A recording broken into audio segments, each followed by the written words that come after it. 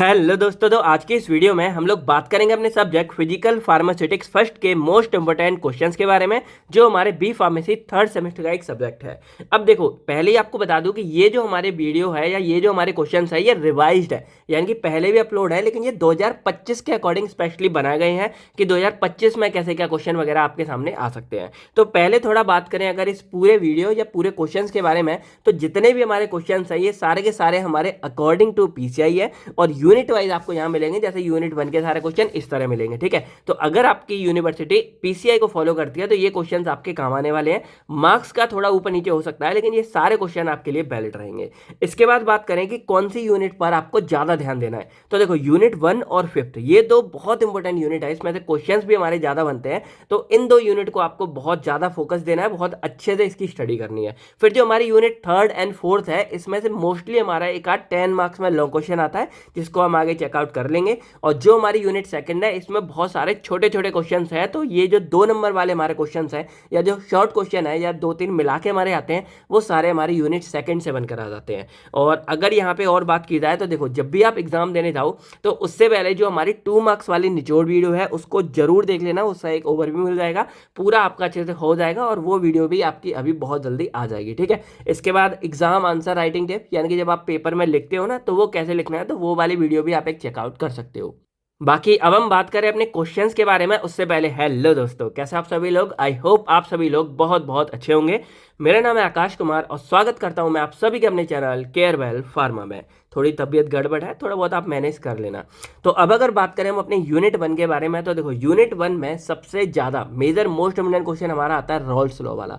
तो discuss in details about Rawls law with the help of diagram showing positive and negative deviation, ठीक है। तो इसमें Rawls law के बारे में हमको पूरा लिखना पड़ेगा, आइडियल और नॉन आइडियल पूरा पूरा। और इसके बाद इसी से कनेक्टेड क्वेश्चन आता है कि define solubility and discuss solubility of liquid in liquid. कई बार हमारा इसका उल्टा भी आ जाता है कि और सॉलिड या फिर गैस इन लिक्विड, ठीक है। तो सारे ही हमने यहाँ पे ले रखा है और जो भी इनका सॉल्यूशन है वो हमने ऑलरेडी इन्हीं क्वेश्चन वाइज करा रखा है। यानी कि अगर आपको एग्जाम में ऐसे क्वेश्चन आते हैं तो इसमें आपको लिखना क्या है, एज इट इज हमने क्रैश कोर्स के अंदर क्वेश्चन मतलब सारे सॉल्व करा रखे हैं, आप जाओ चेकआउट कर सकते हो।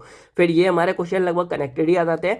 थर्ड हमारे इसमें क्वेश्चन आता है define solubility, explain mechanism of solute solvent interaction, right factor influencing solubility.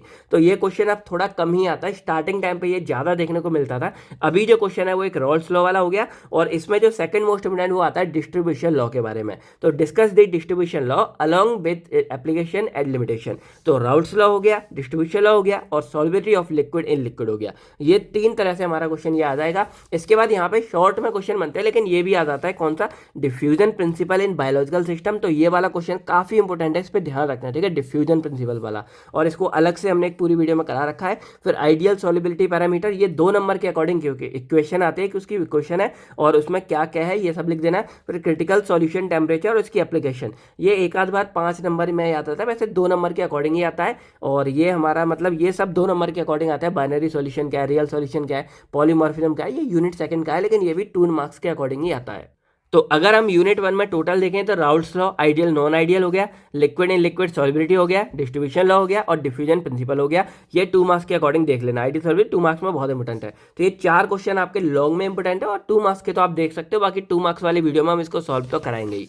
अब बात करें अगर हम अपनी यूनिट 2nd के बारे में, तो देखो यूनिट 2nd में एक क्वेश्चन ये बहुत ज्यादा बार आता है, राइट इन डिटेल्स या difference between the crystalline solid and amorphous solid. देखो बहुत सिंपल क्वेश्चन है और बहुत बार एग्जाम में आता है कि क्रिस्टलाइन और अमॉर्फस सॉलिड में क्या अंतर है, क्या होते हैं, इनके बारे में सारी कहानी आपको लिखनी होगी। अब इसके बाद जितने भी इसमें क्वेश्चन है वो सारे हमारे 2 मार्क्स में ही मोस्टली बनते हैं या फिर मिलाकर हमारे आ जाते हैं। जैसे यूटेक्टिक मिक्सचर क्या है, इसके एग्जाम्पल के साथ कैसे क्वेश्चन आते देखो आते हैं, हमने ये पहले कराए हैं, लेकिन कैसे एग्जाम में आते हैं वो यहाँ देख लो। यूटेक्टिक मिक्सचर क्या है विद एग्जाम्पल बताओ, सब्लिमेशन क्रिटिकल पॉइंट क्या है, या इसी को हम फेज डायग्राम भी बोलते हैं। जो एक डायग्राम बनता है ना, वहाँ पे 3 पॉइंट है कि वो सॉलिड लिक्विड गैस तीनों कंडीशन में जा सकता है, उसी को हम फेज डायग्राम बोलते हैं, वो सब्लिमेशन क्रिटिकल पॉइंट हो गया।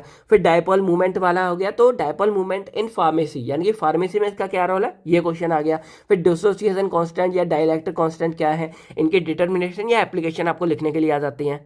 तो ये सारे क्वेश्चन हमारे 2 मार्क्स के अंदर ही आते हैं, ठीक है। इसके बाद हमारा यहाँ पे क्वेश्चन बनता है write a details note on physicochemical properties of drug. तो इसके अंदर ना हमारी दो मेन प्रॉपर्टीज हैं जो एग्जाम में काफी बार आई है। पहला हमारा आता है ऑप्टिकल रोटेशन वाला।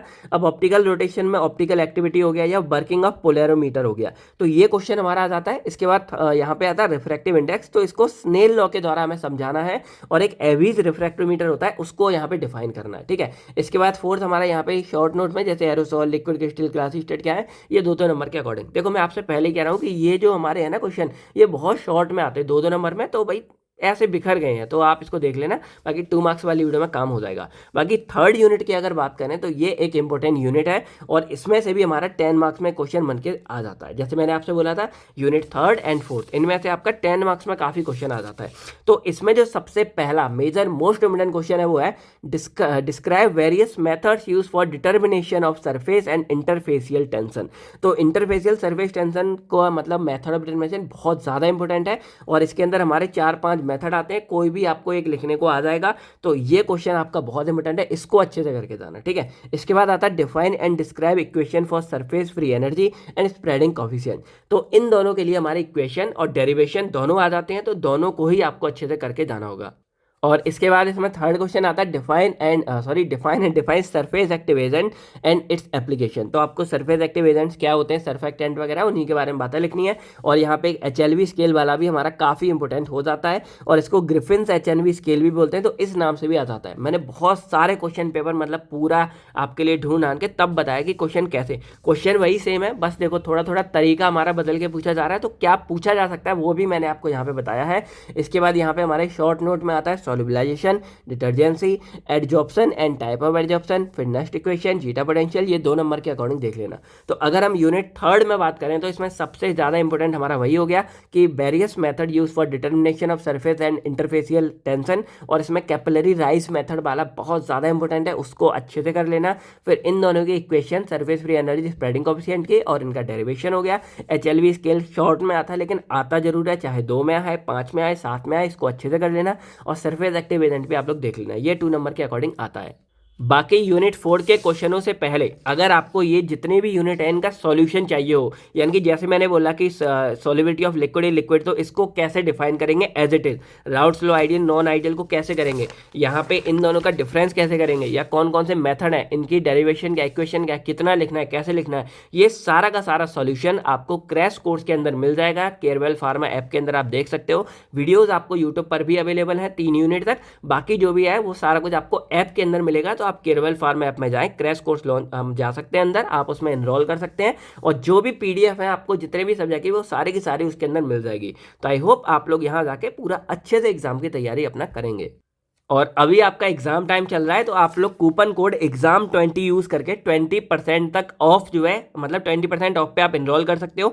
अब ये मत सोचिए कि एग्जाम टाइम में क्या करना है, अभी भी आपका लगभग 1 महीना बाकी है, 11 मार्च तक आपके एग्जाम चलेंगे, तो तब तक ये वाला कोर्स आपके काम आएगा। और इसके अंदर आपको 2 मार्क्स की जो निचोड़ वीडियो होती है ना, उसकी भी PDF आपको इसी के अंदर मिलेगी। आप लोग पूछते हैं ना कहाँ मिलेगी कहाँ, तो वो PDF भी आपको इसी के अंदर मिलेगी, तो आप जाके अभी एनरोल कर सकते हो। चलिए, तो अब हम बात करें अपनी यूनिट 4 के बारे में। तो यूनिट 4 में देखो क्या आता है, डिफाइन कॉम्प्लेक्सेशन, उसके बाद describe the classification of complexation, right in details about method of analysis of complexation. तो अगर देखा जाए तो पूरी यूनिट 4 में यही एक क्वेश्चन है जो सबसे लेंथी और बड़ा है, और इसमें देखो सबसे ज्यादा इंपॉर्टेंट क्या है, कॉम्प्लेक्सेशन और क्लासिफिकेशन ऑफ कॉम्प्लेक्सेशन। ये क्वेश्चन बहुत बार आता है और लॉन्ग में यानी कि 10 मार्क्स तक में आ जाता है, तो इसको बिल्कुल भी मिस मत करना। इसके बाद method of analysis of complexation, ये शॉर्ट में आ जाता है, कई बार मिलाकर भी दे देते हैं, तो उसी हिसाब से आपको ये सॉल्व करना होगा।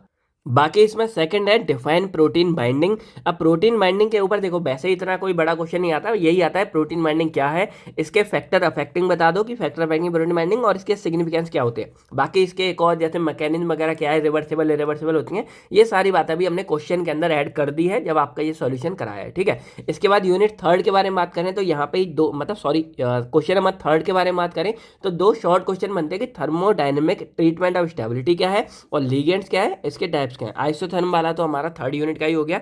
तो अब हम बात करें अगर अपने यूनिट 5th के बारे में, तो ये बहुत बहुत ज़्यादा इंपॉर्टेंट है। डिफाइन बफर आइसोटोनिक सॉल्यूशन, इसके टाइप्स क्या होते हैं, आइसोटोनिक, आइसोऑस्मोटिक, ये सारी बातें हो गया। उसके बाद टोनिसिटी क्या होती है, different method of adjusting tonicity of solution, यानी कि ये सारा का सारा क्वेश्चन ही हमारा आ जाता है, कभी 10 मार्क्स में, कभी शॉर्ट में, कभी 7 नंबर में। तो इसको बिल्कुल भी मिस मत करना, इसको बहुत अच्छे से सॉल्व भी कराया हुआ है, ठीक है। इसके बाद हमारा define buffers, explain the application of buffers in pharmaceutical and biological system. Pharmaceutical biological system में बफर्स की एप्लीकेशन क्या होती है वो यहाँ पूछा है। और इसके बाद यहाँ 3rd आता है define Sorensen pH scale, give the method of determination of pH, यानी कि सोरेनसन पीएच स्केल क्या है और पीएच को आप कैसे डिटरमाइन कर सकते हो। 2 मेथड है, इलेक्ट्रोमेट्रिक और कलरीमेट्रिक, इनके बारे में यहाँ लिखना होगा। और फिर यहीं आता है write a short note on buffer capacity क्या है 2 नंबर के अकॉर्डिंग। और बफर इक्वेशन वाला थोड़ा लॉन्ग में आ जाता है कि बिग एसिड एंड साइल का बफर इक्वेशन क्या होती है, इसको हेंडरसन हेज़लबर्ग इक्वेशन भी बोलते हैं। तो ये थे हमारे सारे क्वेश्चंस। आई होप आपको सबको समझ आ गया होगा। तो अब आपको क्या करना है, कमेंट सेक्शन में फिजिकल फार्मास्यूटिक की डेफिनेशन लिखनी है। बाकी इस वीडियो पे 1000 लाइक का टारगेट रखते हैं, बहुत जल्दी आप लोग इसको पूरा करा दीजिए। बाकी कोई भी डाउट आप कमेंट करके पूछ सकते हैं। बाकी आप लोग क्रैश कोर्स के अंदर जाके इनरोल कर सकते हैं। एग्जाम 20 कूपन कोड जरूर इस्तेमाल करना, आपको 20% ऑफ मिलेगा। और 11 मार्च तक आपकी ये पूरी डेट शीट है, ये भी आप देख सकते हो। तो आई होप आपके सारे डाउट क्लियर हो गए। आपका कोई भी डाउट है, कुछ भी दिक्कत है, आप कमेंट करके पूछ सकते हैं। बाकी मैं मिलता हूँ आपसे बहुत जल्द नेक्स्ट वीडियो में। तो friend thank you, take care. आप सभी लोग अपने अपनी फैमिलीज का ख्याल रखेगा। बाय बाय दोस्तों, जय हिंद दोस्तों।